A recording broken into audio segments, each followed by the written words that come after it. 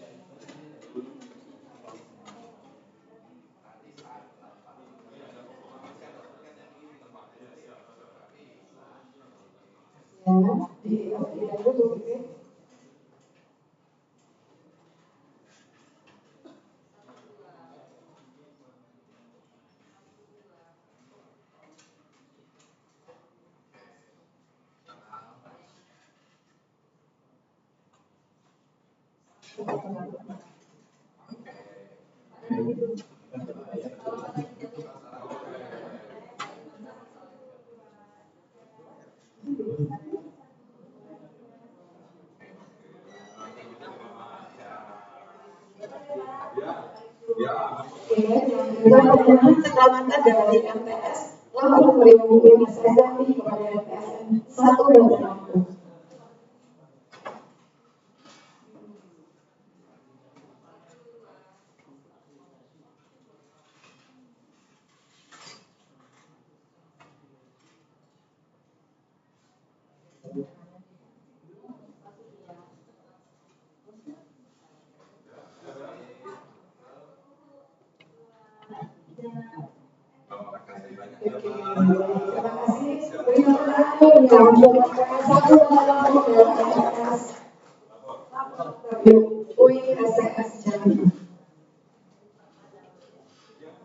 Baik, selanjutnya untuk prosesi diskusi.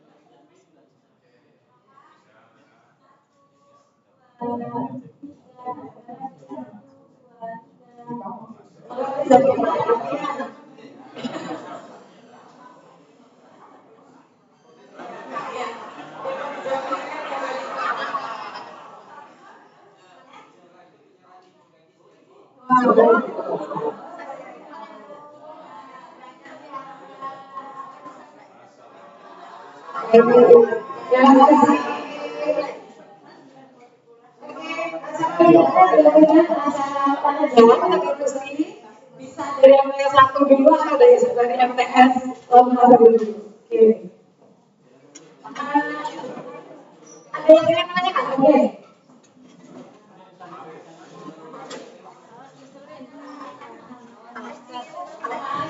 Masa nggak mau ada beberapa hal yang akan kita bicarakan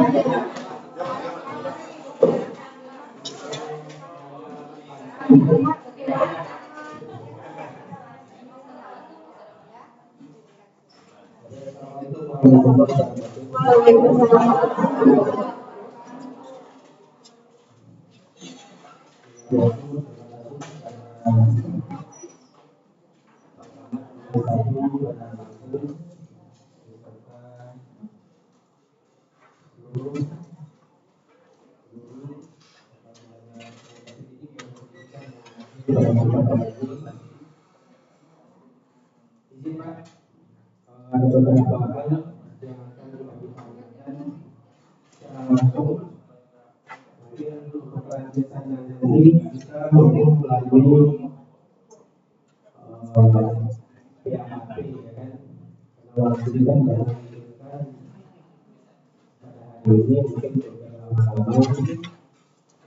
Saya tertarik terlibat dengan apa yang sudah disampaikan oleh Pak Camat, karena ini sepertinya di Jambi untuk kita terjadi belum ada pertama bahwa di sini adanya pengelolaan program gitu ya, bahkan ada divisi khusus ini, ada kepalanya. Nah ini mungkin yang akan ditanyakan ini mungkin sekilas ini apa saja mungkin yang dikelola oleh divisi ini gitu Pak. Kemudian berikutnya ini kami tertarik tadi dengan adanya di sini kelas ramalan. Biasanya kelas ramalan ini biasanya itu sudah di tingkat MA ya, kalau dulu ada MAK. Saya ke agama. Itu biasanya kalau di jam itu ada kelas ramalannya. Termasuk itu apa namanya diajari buat ini gitu. Jadi sini pesantren lah. Nah, jadi ini juga yang akan kita tanyakan mungkin pertama itu siapa saja yang dilakukan di situ gitu. Ya, apakah semua siswa atau yang mau saja atau yang bagaimana. Nah, kemudian termasuk yang kami tanyakan juga ini mungkin secara umum mungkin sistem di kesempatannya. Mungkin itu saja Pak. Dua itu saja dulu. Assalamualaikum warahmatullahi wabarakatuh.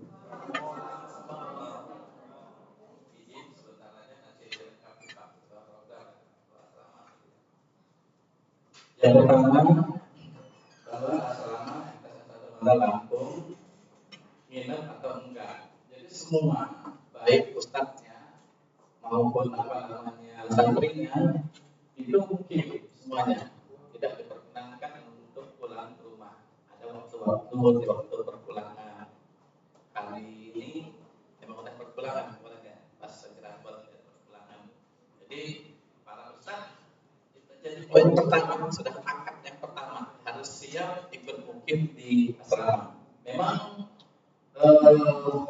masalah materi dan lain sebagainya itu semi kontrol lah, tapi kalau untuk apa namanya kitab kuning memang belum kita pelajari ya, tetapi pembiasaan kayak bahasa Arab, bahasa yang akan kita unggulkan itu bahasa. Dan selain itu termasuk di situ ada tahsis juga gitu kan, jadi unggulan juga di sana juga. Jadi seperti itu gambarnya. Jadi semua baik para ustaz maupun siswanya, santrinya itu mungkin di sana. Terus termasuk ada juru masak ya, ada juru masak memang tinggal di sana, juru masak juga bertugas kebersihan. Pokoknya semua kepengurusan yang ada, asrama itu mandiri. Kalau asrama tidak ada satu tahunan dengan negara ya. Kenapa? Semua biaya itu dibebankan kepada seluruh orang tua wali santri. Jadi tidak ada nggak ada murni swadaya daripada orang tua wali siswa ya, siswa gitu. Dan oh tidak oh enggak. Jadi yang masuk asrama itu hanya yang terdaftar. Jadi nanti pas PMBM itu, pas penerimaan mahasiswa baru gitu kan, nanti sudah ada kuotanya. Kalau kita di sini kan masih sedikit. Jadi satu jenjang itu hanya 32 siswa sesuai dengan ruang yang ada. Nah, jadi 32 jadi PMB tahun ini 32 siswa putra yang masuk ke asrama. Jadi itu. Nah, nanti bagaimana tes yang mereka belajar di sekolah, gitu kan? Nah, dipecah di apa namanya? Enggak dikelola menjadi satu. Misalnya 32 tadi ada, tapi dia masuk ke kegiatan pembelajaran sekolah. Jadi nggak masuk ke bisa ada unggul. Karena banyak juga orang tua mahasiswa itu yang pengen masuk asrama mau masuk di unggul nggak bisa, gitu kan, nggak bisa. Jadi dia belajar di apa namanya di sini apa namanya di MTS-nya reguler, gitu kan. Tapi setelah pulang sekitar jam 2:30 itu dia masuk ke asrama sudah full kegiatannya. Dari jam itu sampai jam 4 pagi, bangun pagi, sholat tahajud, sholat subuh itu sampai persiapan ke sekolah. Jadi seperti itu kan kondisinya. Nanti mungkin Pak Ustaz kita bisa melengkapinya nanti kan. Yang kedua, oh Divisi Programnya. Ketua program, kenapa tahun ini kami minta tolong dilebarkan lagi satu untuk meringankan pekerjaan kami. Karena kebetulan saya basicnya diamankan jadi kepala BIM yang cukup lama di BIM Madrasah Ibtidaiyah Negeri dari mulai min 1 Bandar Lampung 4 Mangkang diputar ke min 2 Bandar Lampung yang dekat kantor gubernur, diputar lagi ke min 11 Bandar Lampung hampir 10 tahun.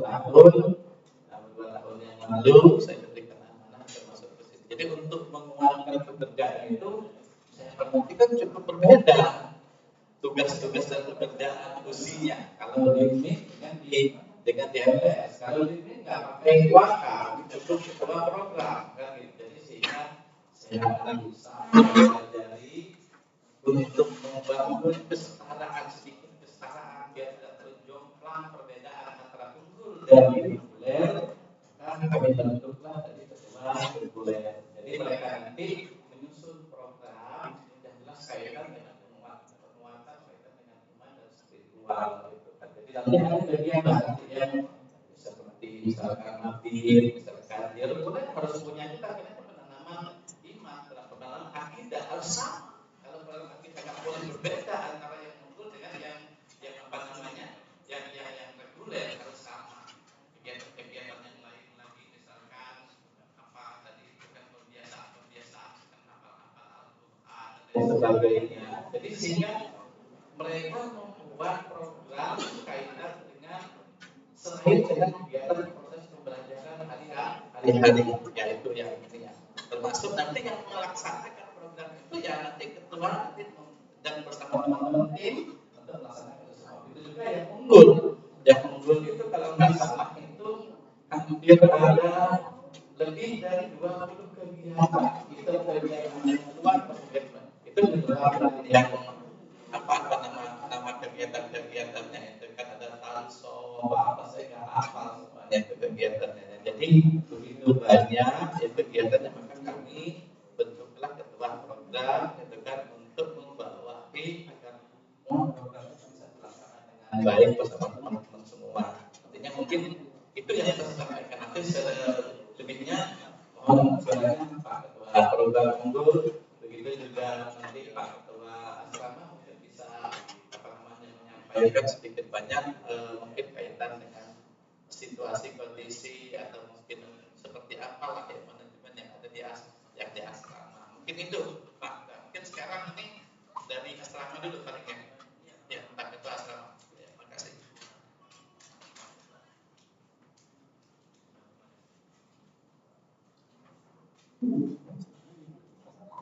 Bismillahirrahmanirrahim. Assalamualaikum warahmatullahi wabarakatuh.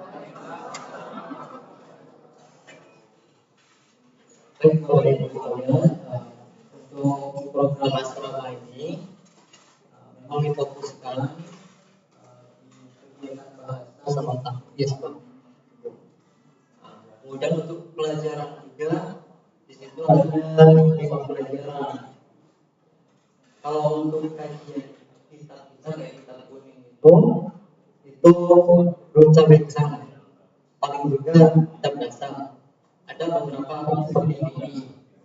Tapi itu ada kemudian tentang akhlak juga mengenai yang kitab kuning itu. Tapi selebihnya itu kitab putih yang kayak gimana sih model kayak kemudian setelah itu kondisi siswanya per tahun setiap angkatan itu terbatas. Jadi hanya 30 sampai 35 siswa. Dan itu kita rata-rata siswanya itu dari luar daerah. Mereka yang dari luar daerah bukan dari Bandar Lampung. Mungkin sekitar 80% siswanya dari luar daerah. Dan kita berkegiatan 24 jam dalam pengawasan. Makanya dari teman Bapak semuanya stay di asrama. Kami yang pengajarnya di bawah. Kalau ada masa pulang ya kami nyimiran jadwalkan. Kemudian setiap bulannya juga ada waktu pulang dan penjemputan. Penjemputan ini di 2 minggu sekali. Nah, kemudian 1 bulan sekali pulang.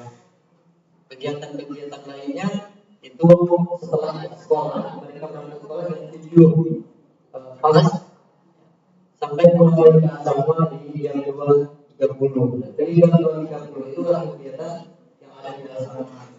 Asrama kita mungkin ilmuwan kecil. Ya, kita nggak ada space untuk bermain. Ya.